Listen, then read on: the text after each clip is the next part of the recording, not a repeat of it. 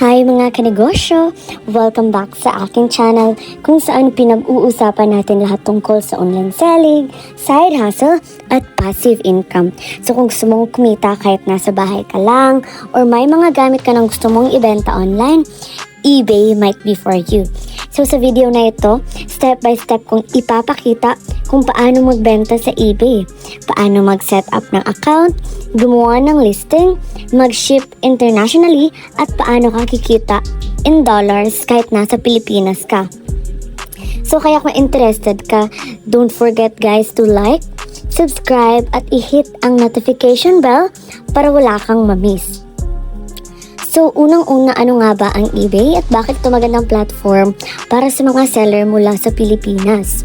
Ang eBay guys ay isang global online marketplace para siyang Lazada or Shopee. Pero ang kaibahan nito guys, international buyers ang market mo. Meaning, may chance kang makabenta sa US, UK, Australia, Canada, at kahit saan pa. Well guys, dollars ang kita mo kaya mas mataas ang kita potential. So fun facts guys, may 1.5 billion listings worldwide, over 130 million active buyers, and pwede kang magbenta ng pre-loved items, collectibles, gadgets, tools, clothes, car parts, at marami pa. So what do you need here? So ano nga ba ang dapat ihanda para makapagbenta sa eBay? eBay account. First, libre lang mag-sign up, which is sa ebay.com. So, mayroon kang Pioneer account. So, para ito, ma-receive mo ang payment dahil hindi nagamit ang PayPal sa mga bagong seller. Next is, of course, very important part, ID verification. eBay might ask for your ID and proof of address. And then, items to sell. Piliin mo kung anong niche or gamit ang ibebenta mo.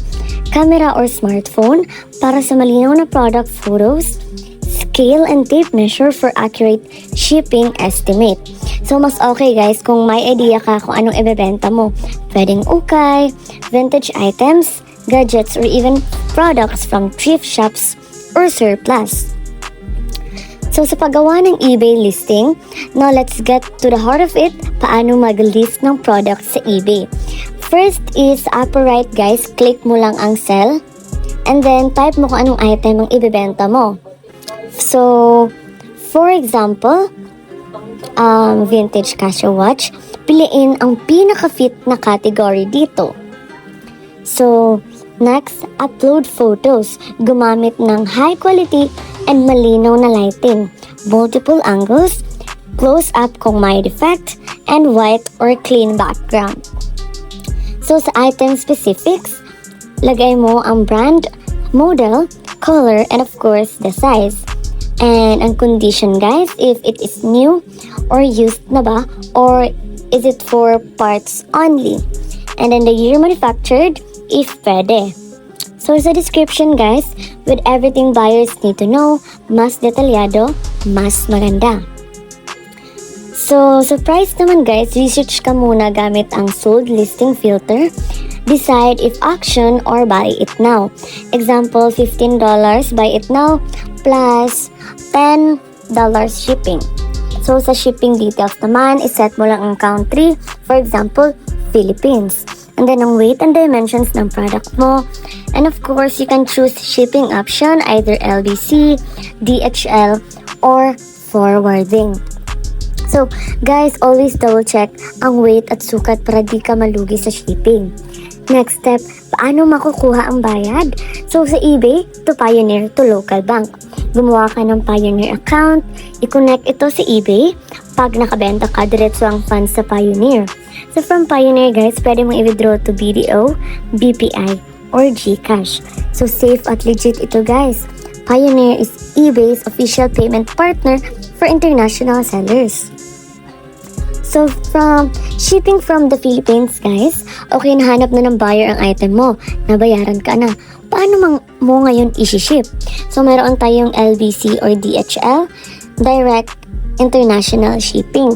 So, sa eBay international shipping naman, or tinatawag natin na EIS, ship mo lang sa hub, sa Pasay, or sa local hub. Third-party forwarders naman like Johnny Air, Shipping Cart, or buy and ship. So siguraduhin mo lang na secure ang packaging. Mas okay kung may tracking number at insurance kung mahal ang item. Magdagdag ng handling time para di ka malate sa shipping. So after sales guys, it is just as important as the sales itself. Sagutin ang inquiries ng buyer agad, magbigay ng update sa shipping, encourage positive feedback, huwag matakot sa returns, normal yan sa eBay. Build your credibility over time. So, kapag mataas ang positive feedback mo, mas maraming bibili sa'yo in the future. So, tips guys, before we end, here are some bonus tips to succeed on eBay. First one is maghanap ka ng niche. So, for example to that is collectibles, gadgets, and then mayroon tayong tinatawag dito na vintage or ang thrifted items. And of course guys, as a seller, you need to be consistent listings. Consistent ka sa sales guys. And the third one is always check competitors and price mark. So before ka magbenta guys, make sure guys na makakompare mo ito sa ibang product kung asan ka mas lamang at para mas mabenta ito kesa sa iba. And next, use keywords para lumabas ang item mo sa search. Maaari kang gumamit ng mga tags guys para madali itong lumabas pag isi-search ng mga buyers. Next guys, don't quit too early. Hindi naman kasi agad-agad makukuha mo ang gusto mo. So, as a seller guys, you need to start from scratch. May adjustment period talaga. Hindi agad-agad marami ang buyers mo. Basta consistent ka lang, well, may patutunguhan ka as a seller. Ayan ang mga kanegosyo. Sana marami kayong matutunan sa video na ito. Let me know sa comment section kung anong item ang gusto nyo subukang ibenta sa eBay.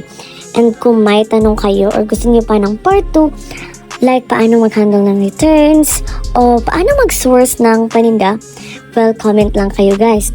And of course, huwag kalimutan, don't forget to like this video, share with your friends, subscribe for sa next tutorials natin, and suggest sa comment section. So, always remember guys, magnegosyo habang maaga. Kita-kits sa next video. Thank you for watching and see you on my next video. Bye!